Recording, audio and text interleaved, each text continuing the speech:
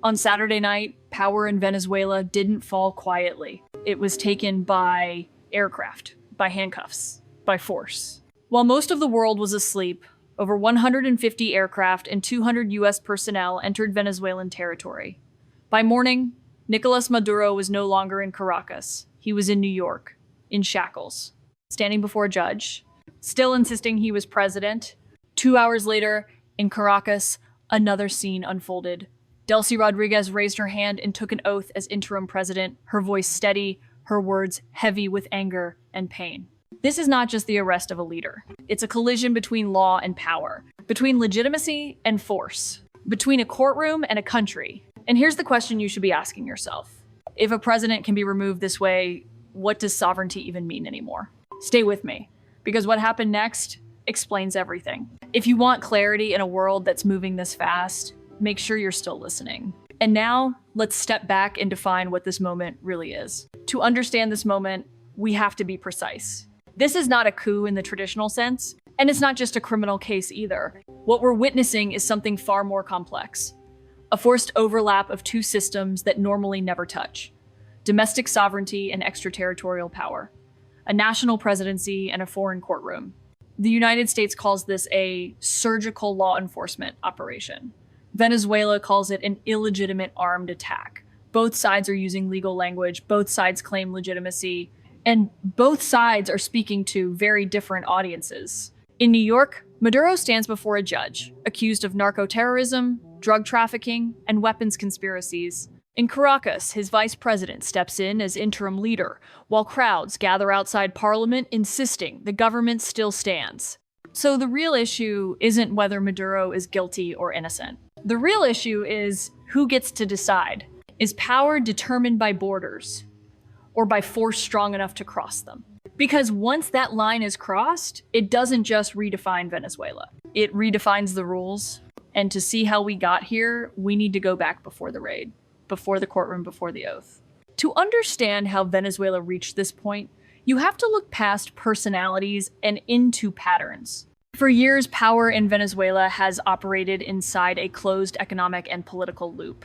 Control of the state meant control of oil. Control of oil meant control of survival. When institutions weakened, loyalty replaced law, and the presidency became the central pillar holding the system together. International pressure didn't break that structure.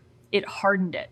Sanctions narrowed options. Isolation deepened dependence on internal control. The state adapted by concentrating authority even further at the top. That's why Maduro's removal didn't automatically collapse the government. The system was built to survive shocks. When one figure is taken out, another steps in, maintaining continuity, at least on the surface. But this structure also created vulnerability.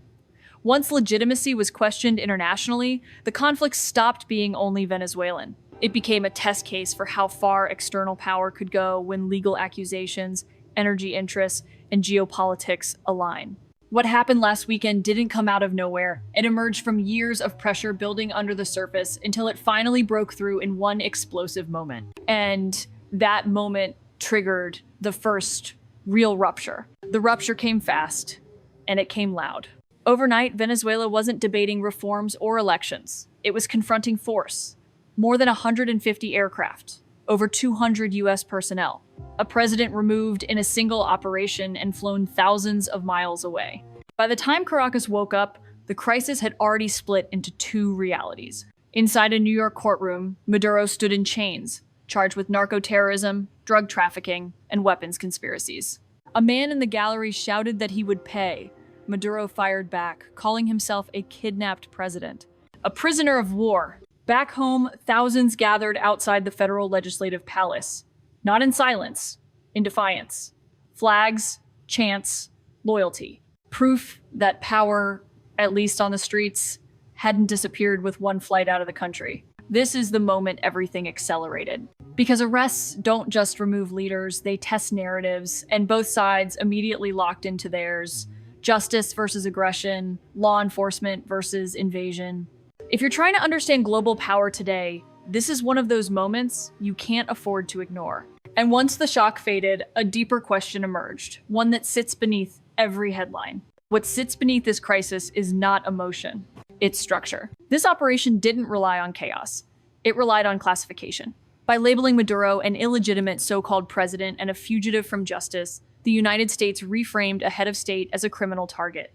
Once that shift happens, military force can be described as law enforcement. Sovereignty becomes conditional. That's the hidden mechanism at work. Legitimacy is no longer determined solely by internal control or popular support. It's increasingly decided by recognition, by legal narratives, by who defines the framework. When that framework changes, borders stop being shields. They become obstacles to be removed. At the same time, Venezuela's system activates its own counter mechanism: continuity. By swearing in Delcy Rodríguez immediately, the state signals survival. The message is simple: remove the leader, the structure remains. So this isn't about one arrest. It's about two systems testing each other's limits, one projecting power outward, the other absorbing shock inward. And when those systems collide, escalation becomes almost inevitable. Because the moment legitimacy becomes weaponized, restraint becomes optional. The second crisis didn't explode in the streets. It erupted in institutions. Within hours of the raid, the United Nations Security Council was forced into an emergency session. Venezuela's ambassador called it an illegitimate armed attack with no legal justification. The United States answered just as sharply, insisting this was law enforcement against a fugitive, not an act of war. 2 rooms, 2 narratives, 1 planet watching. This is where the crisis deepened. Because once disputes move from borders to global institutions, they stop being local. Every word becomes precedent. Every justification becomes a template. If this action stands, it tells the world something unsettling: that sovereignty can be overridden not by invasion, but by indictment, not by occupation, but by classification. At the same time, Washington raised the stakes. The US ambassador spoke openly about Venezuela's energy reserves, arguing they could not be left in the hands of an illegitimate leader. Power, law, and resources collapsed into a single argument. This is the danger zone of modern geopolitics, where legality and leverage blur, where courts echo battlefields, and where the consequences extend far beyond one country. Because what happens next won't just affect leaders. It will reach ordinary people. And this is where you come in. Because while presidents argue and ambassadors trade words, it's not power that absorbs the shock, it's people. If you're a Venezuelan waking up today, nothing feels theoretical. You see aircraft overhead. You hear foreign leaders talking about your country as a project to be managed. You watch your president taken away, your vice president sworn in, and you're told again that stability is coming. But stability has been promised before. You worry about peace, because peace is fragile. You worry about work, because sanctions and uncertainty don't hit governments first, they hit households. You worry about whether this moment leads to relief or to more pressure, more isolation, more struggle. And here's the hardest part. None of this was decided by you, yet you'll live with the consequences. That's why crowds gathered outside Parliament. Not just for Maduro, not just for Rodríguez, but for dignity, for continuity, for the right to not be reduced to a headline. If you're watching this and thinking, this could never happen to us, pause. History has a way of traveling, and that's why understanding this matters. Because what happens to them today sets expectations for all of us tomorrow. What's happening in Venezuela doesn't stay in Venezuela. The moment US aircraft crossed Venezuelan airspace, every capital took note. Not because of Maduro, but because of the method.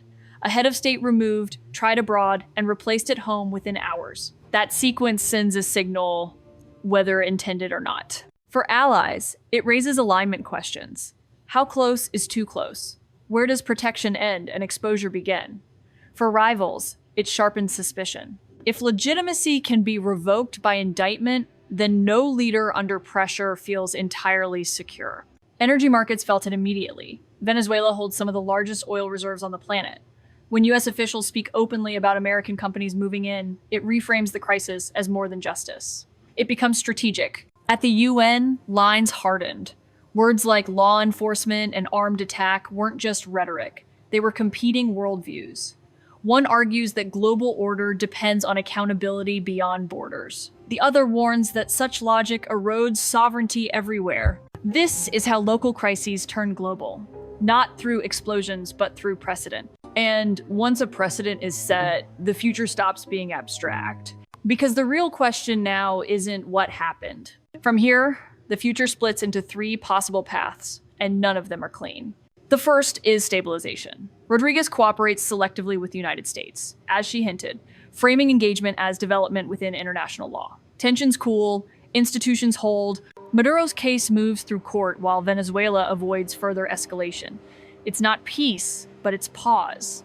The second path is pressure without collapse. Rodríguez resists externally while consolidating internally. Sanctions tighten, legal battles drag on. Venezuela survives, but under constant strain. The state functions, yet every decision is reactive. The country moves forward, but slowly, defensively. And then there's the worst case, escalation.